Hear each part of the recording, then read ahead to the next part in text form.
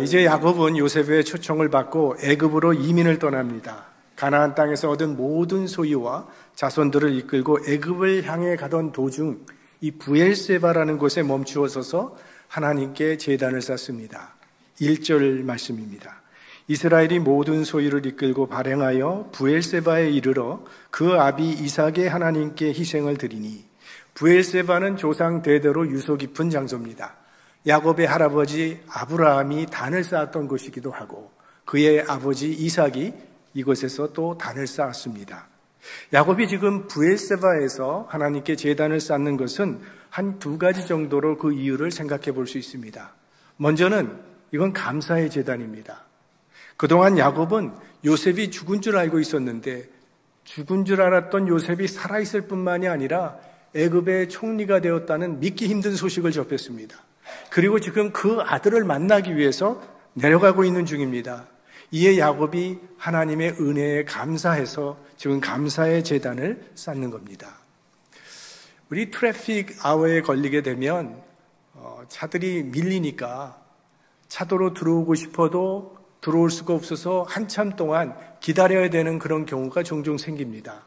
그렇게 한참을 들어오지 못하고 기다리고 있는 운전사가 보기 딱해서 들어올 수 있도록 양보를 해주면요, 보통은 손으로 이렇게 감사의 표시를 잠시 하고 들어오죠.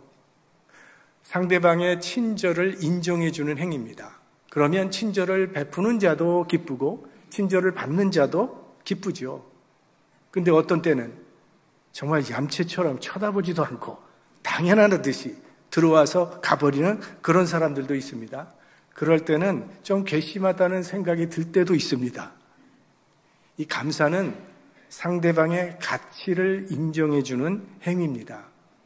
감사합니다라는 말을 들을 때 우리가 기쁜 것은 내 가치가 인정받고 있기 때문이죠. 이렇게 감사는 베푸는 자와 받는 자와의 인격적인 관계를 형성해 줍니다. 하나님께 감사하는 것은 내 삶에 베푸신 하나님의 은혜를 은혜로 인정하는 믿음의 행위입니다. 하나님을 하나님으로 인정하는 행위가 바로 감사라는 겁니다. 자, 한번 물어보겠습니다. 트래픽 아워가 됐는데 여러분이 얼마 전에 양보를 해줬더니 얌체처럼 당연하듯이 들어가 버렸던 그 사람이 똑같은 장소에서 또 기다리고 있다면 여러분은 양보해 주시겠습니까?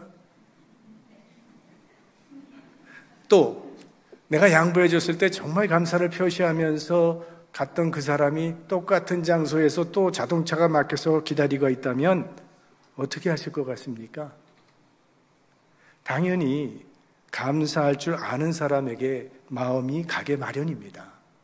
분명한 것은 하나님께 감사하며 살아가는 사람은요, 감사의 조건이 점점 더 많아지고 감사를 잊고 살아가는 사람은 감사할 조건이 점점 더 적어진다고 하는 사실입니다. 지금 두 곳에서는 큰 전쟁이 일어나고 있죠. 이스라엘과 팔레스타인 하마스가 전쟁 중에 있고 또 오래전부터 우크라이나와 러시아가 전쟁 중에 있습니다. 우리가 아침에 일어나서 시원한 아침 공기를 마시며 공원을 산책할 수 있고 또 일터에 나가기도 하고 친구를 만나서 이야기를 하고 저녁 때가 되면 가족들과 식탁에 둘러앉아서 그동안 그날 있었던 일들을 서로 이야기를 나누고 또 친구들과 함께 여행을 다닐 수 있는 이런 모든 것들이, 이런 일상이 지금 전쟁 가운데 있는 그 사람들에게는 간절히 바라는 소원일 것입니다. 사실 우리들도 몇 년 전에 이 팬데믹 기간 동안에 이 평범한 일상이 우리의 간절한 소원이 되었던 그런 경험을 가지고 있지 않습니까? 지금 우리가 누리고 있는 모든 일상이 다 하나님의 은혜의 선물이라는 겁니다. 복음성가 그 가사처럼 내가 누려왔던 모든 것들이 당연한 것 아니라 은혜였소. 11월은 감사의 계절입니다. 여러분의 삶 가운데 감사의 열매가 풍성한 계절이 되기를 축원합니다. 그 다음에는 이 제단은 하나님의 뜻을 확인하기 위한 제단입니다. 이 브엘세바라고 하는 지역은 가나안 땅과 애굽의 국경 지역에 있습니다. 이제 이곳을 넘어가면 애굽이 되는데 야곱은 초청 비자는 받았지만 과연 애굽으로 이민 가는 것이 하나님의 뜻인지를 확인하길 원했다는 것입니다. 왜? 가나안은 조상대대로 하나님의 약속이 있는 땅이기 때문에, 그래서 이 약속의 땅을 떠난다고 하는 것이 과연 하나님의 뜻인지 그게 갈등이 되었기 때문에 지금 하나님의 인도하심을 구한 것입니다. 그럴 만한 충분한 이유가 있죠. 야곱의 할아버지였던 아브라함은 기근 때 애굽으로 내려갔다가 자기 아내를 빼앗기는 봉변을 당한 후에야 이것이 하나님의 뜻이 아니라는 것을 깨닫고 다시 가나안 땅으로 돌아온 적이 있습니다. 또 야곱의 아버지 이삭도 기근 때 애굽으로 내려가려고 했는데 하나님께서 못 가도록 가로막으셨습니다. 그러니 야곱이 지금 애굽으로 내려가고는 있지만 마음의 불안감을 떨칠 수가 없었던 겁니다. 그래서 국경을 넘기 전에 하나님의 뜻이 어디 있는지를 알기 위해서 제단을 쌓은 겁니다. 우리들도 어떤 결정을 앞에 놓고 갈등할 때가 많이 있지 않습니까? 내가 이 사업체를 인수하는 것이 과연 하나님이 원하시는 뜻인지, 내가 이 사람과 결혼하는 것이 하나님의 뜻일까? 내가 이민을 결정했는데 이것이 하나님의 뜻에 합한 것인지, 내가 이 교회를 출석하고 싶은데 이게 하나님의 뜻인지. 하나님의 백성들은 무슨 일을 하든지 하나님보다 앞서지는 말아야 합니다. 먼저 하나님의 뜻을 물어야 합니다. 그리고 그 나를 향한 하나님의 뜻을 확신하게 될 때는 마음에 평화가 임하게 되고 두려움이 사라지게 되죠. 하나님의 뜻만 확실하다면 어떤 문제도 헤쳐나갈 수가 있습니다. 성경은 하나님의 뜻을 따라 살아간 사람들의 기록입니다. 가인의 후손들 많은 업적을 남겼습니다. 그러나 성경에 가인의 후예에 대한 기록은 없습니다. 이삭에 대한 기록은 있지만 이스마엘에 관한 기록은 없습니다. 야곱에 관한 기록은 있지만 에서에 관한 기록은 없습니다. 성경은 하나님의 역사에 관계된 자들의 기록입니다. 하나님의 뜻과 무관한 인생을 산 사람들은 얼마나 오래 살았든지 얼마나 화려한 업적을 남겼든지 하나님 보시기에는 기록할 만한 가치가 없기 때문입니다. 그러나 그 일이 아무리 작은 일이라 할지라도 하나님의 뜻에 합하기만 한다면 그건 영원의 가치를 갖게 됩니다. 주님의 이름으로 소자에게 냉수 한 그릇 준 것조차도 결단코 상을 잃지 않겠다고 하셨어요. 하나님의 뜻에 합한 삶을 살아가는 복된 인생이 될 수 있기를 바랍니다.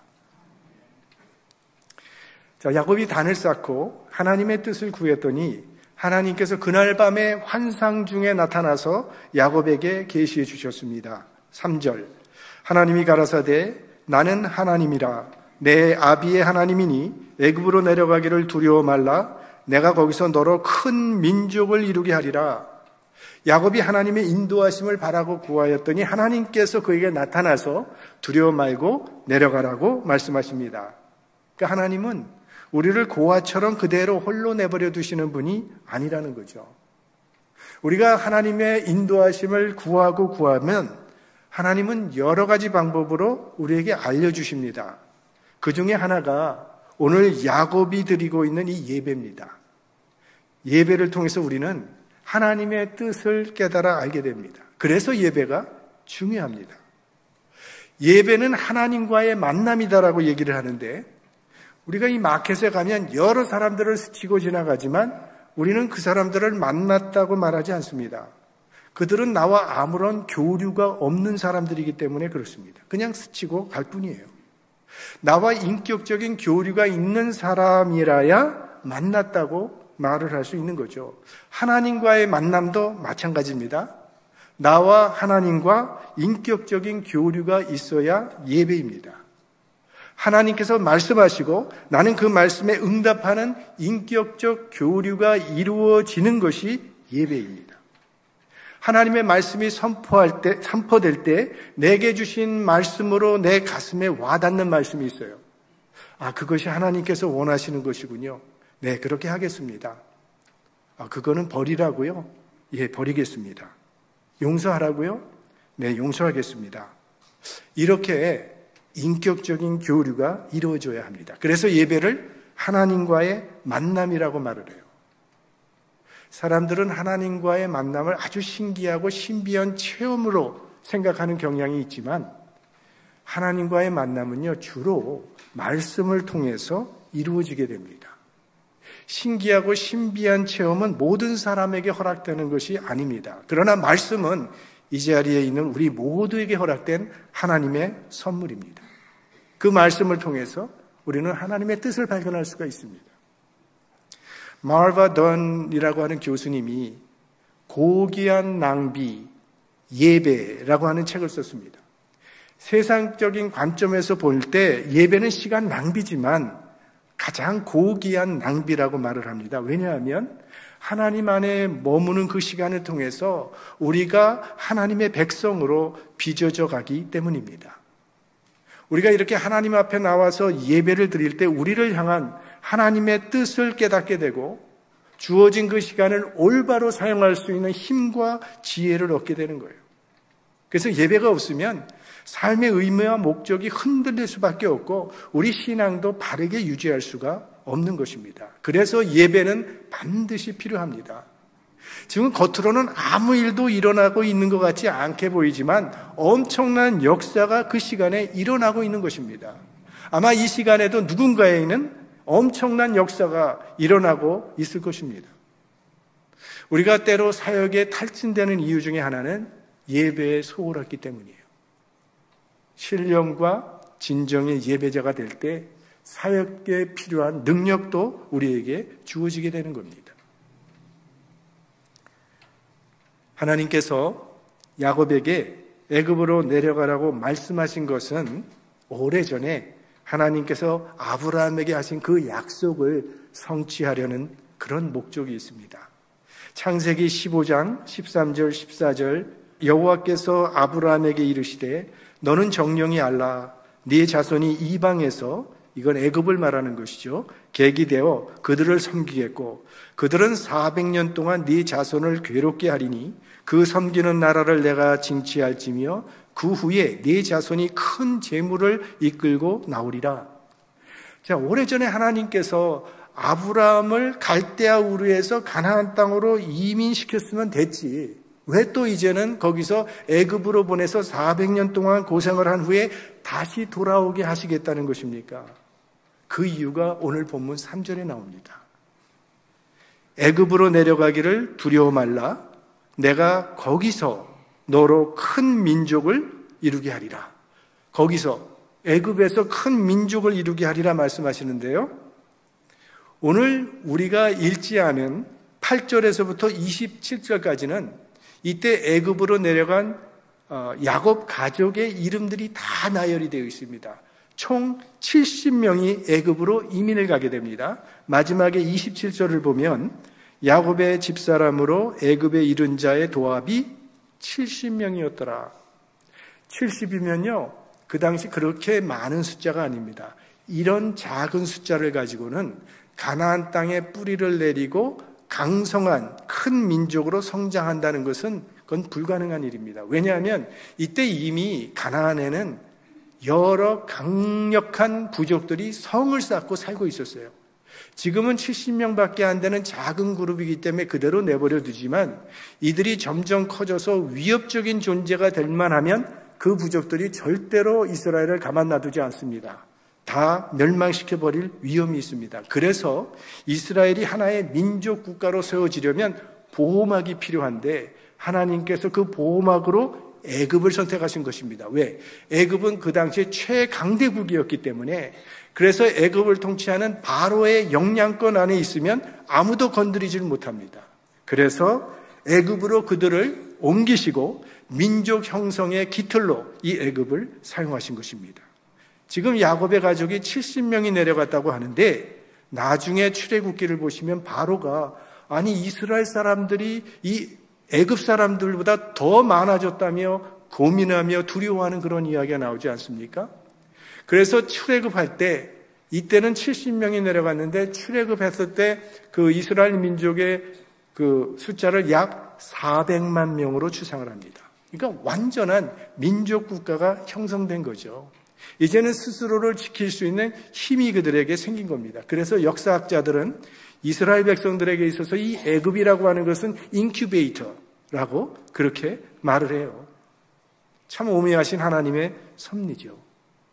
중요한 것은 왜 하나님께서 이스라엘로 큰 민족이 되게 하셨는가 하는 것입니다.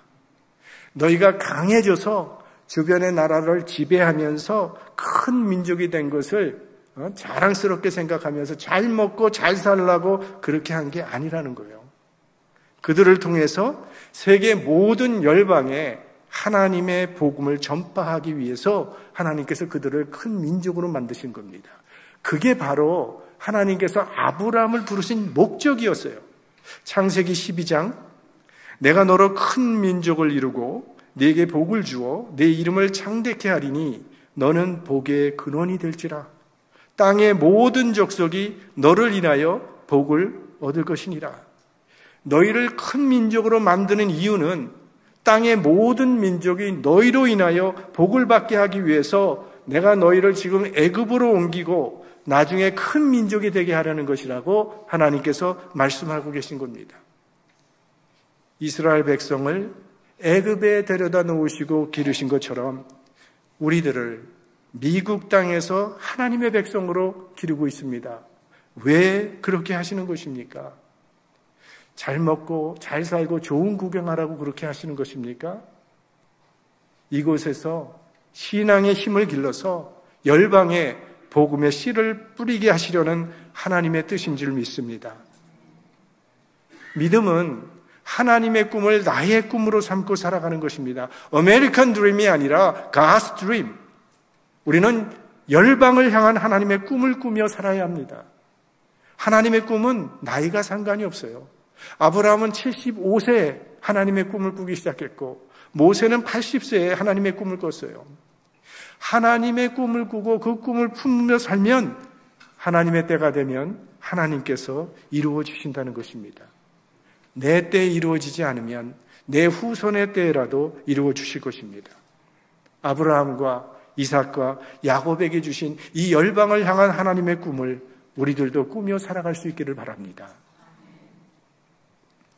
하나님께서 야곱에게 가라고 말씀하시면서 약속을 주십니다. 4절 내가 너와 함께 애굽으로 내려가겠고 정녕 너를 인도하여 다시 올라올 것이며 요셉이 그 손으로 네 눈을 감기리라 하셨더라. 내가 너와 함께 내려갈 것이고 널 다시 가나안 땅으로 올라오게 할 것이며 네 아들 요셉이 네 눈을 감기리라 약속하십니다. 자, 이 하나님의 약속은 두 가지 차원에서 성취가 되는데 하나는 개인적인 차원입니다. 이 말씀을 얼핏 보면 야곱이 살아서 다시 가나안 땅으로 돌아오는 것 같이 들릴 수도 있지만 야곱은 다시는 가나안 땅을 밟지 못하고 애굽 땅에서 죽습니다. 그리고 요셉이 그 야곱의 시신을 메어다가 저 가나안 땅의 무덤으로 이 말씀이 성취됩니다. 야곱의 인생이 그렇게 전개될 것이라는 것은 아무도 알지 못했습니다. 아브라함도 이삭도 야곱도 약속의 성취는 보지 못하고 죽음을 맞이했습니다. 그러나 그들은 다 믿음을 따라 죽었으며 약속을 받지 못했음에 그것들을 멀리서 바라보고 환영했다고 성경은 증거하고 있어요. 그들은 하나님께서 하나님의 때에 약속을 성취하실 것을 신뢰하는 믿음으로 살았고 믿음으로 죽었다는 그런 말씀입니다. 우리도 마찬가지입니다. 하나님께서 우리의 인생의 결론을 어떻게 맺어주실지 우리는 아무도 모릅니다. 그래서 삶의 현장에서 늘 하나님을 신뢰하고 하나님의 인도하심에 순종하는 삶을 살아갈 뿐입니다. 또 이 약속은 민족적으로 성취가 돼요. 이제 야곱의 후손들이 400년 후에 출애굽한 후에 다시 가나안 땅을 정복하게 되지 않습니까? 이거 보면 하나님의 말씀은 1.1획도 틀림이 없습니다. 한번 말씀하시면 반드시 그대로 이루어집니다. 그래서 우리는 하나님의 말씀을 신뢰할 수 있는 거죠.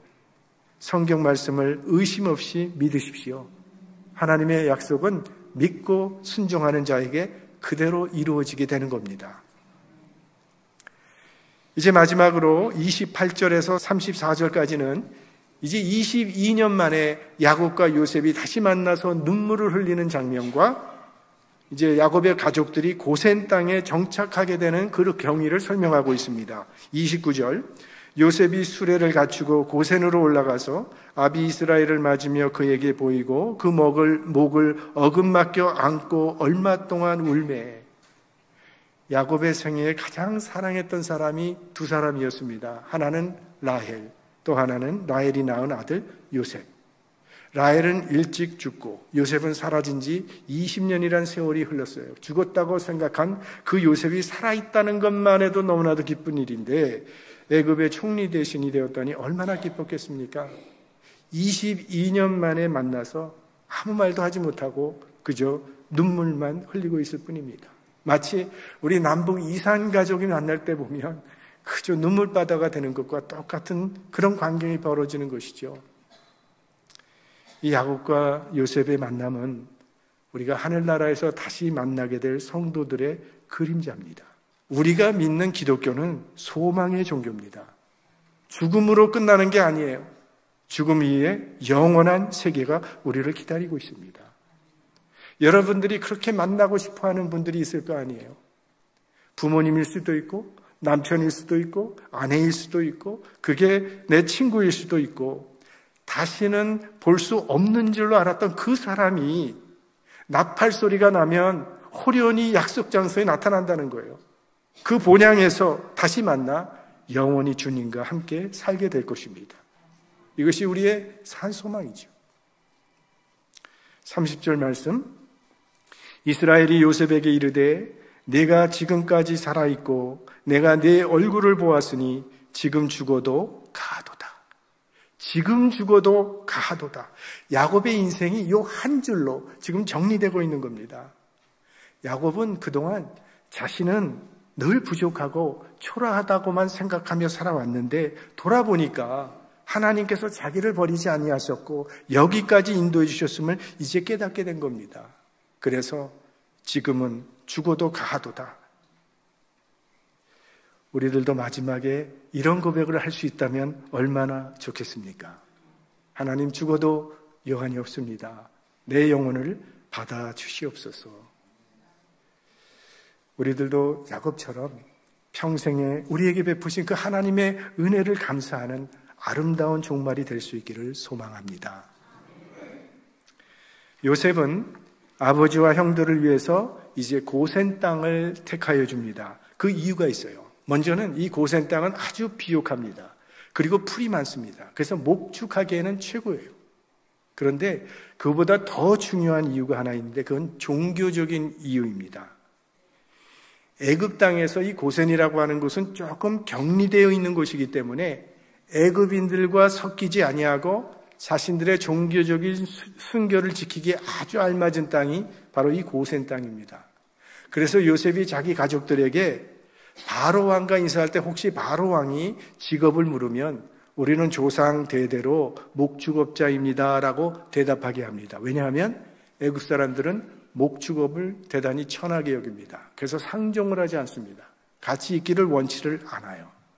그러니까 애굽 땅에서 살지만 격리되어서 애굽인들과 섞일 때 올 수 있는 민족적인 혼잡, 또 종교적인 혼잡을 피할 수 있기 때문에 고센 땅을 택한 거예요.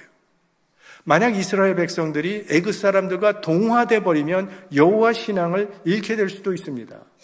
그러니까 요셉은 자기 가족들이 이 여호와의 신앙을 끝까지 순결하게 지키기를 원했다는 거죠. 그래서 애굽 사람들이 가까이 하지 않도록 그들이 제일 천시하는 목축업을 한다고 말하게 한 것이고 또 그거는 사실이고 거짓이 아니었습니다. 그 결과로 이스라엘은 자기네들의 민족성과 그들의 여호와 신앙을 지킬 수 있었던 것입니다. 이제 말씀을 마치겠습니다. 본문을 통해서 우리는 하나님은 언제나 동일하신 분이시라는 것을 확인하게 됩니다. 베델에서 하나님께서 야곱에게 네가 어디로 가든지 너와 함께하리라고 약속을 하셨습니다. 야곱이 라반에게 속아서 배신의 아픔과 고통을 당하고 있을 때도 하나님은 그 약속대로 그와 함께 하셨습니다. 에서를 만나야 하는 절박한 상황 가운데 처했을 때도 하나님은 그와 함께 하셨습니다. 그의 처자들 루벤이 야곱의 아내와 간음을 해서 야곱의 마음에 상처를 주고 아픔을 주었을 때도 하나님은 그와 함께 하셨습니다. 시므온과 레위가 세겜 사람들을 몰살시켜서 주변 국가들의 원수가 돼서 두려워하고 있을 그때도 하나님은 그와 함께 하셨고, 요셉을 잃고 통곡하면서 삶의 의미조차 찾지 못하고 있을 그때도 하나님은 그와 함께 하셨습니다. 베냐민을 잊는 거 아닌가 마음이 조마조마하고 두려워할 때도 하나님은 그와 함께 하셨습니다. 바로 그 하나님이 오늘 다시 야곱에게 나타나셔서 애굽으로 내려가라, 내가 너와 함께 하리라고 말씀하고 계신 겁니다. 하나님은 언제 어디서나 어떤 상황에서도 야곱과 함께 하셨습니다. 야곱과 함께 하신 그 하나님이 바로 우리의 하나님입니다. 그 하나님을 믿고 믿음의 경주를 달려가는 하나님의 사람들이 되시기를 주님의 이름으로 축원합니다. 성령의